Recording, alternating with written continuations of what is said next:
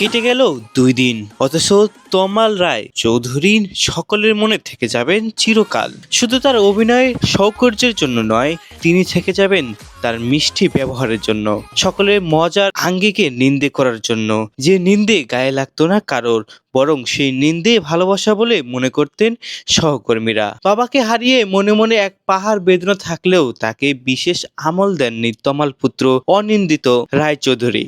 তিনি বলেন, আমার বাবা আমার কাছে শুধুই বাবা, কোনো অভিনেতা নয়, কোনো শিল্পী নয়। মা আগেই চলে গিয়েছেন, আর বাবা এবার হারিয়ে গেল। তবে আজ বাবা চলে যাওয়ায় আমার পরিবারের সদস্যরা যে খুব কান্নাকাটি করছে বা ভেঙে পড়ছে তা কিন্তু নয়, বরং সবাই এক জায়গায় বসে বাবার বলা মজার মজার কথাগুলোই আউড়ে চলেছি। বাবা তো খুব মজার একজন মানুষ ছিলেন, ঘরের বাইরে একই রকম ছিলেন আমার বাবা।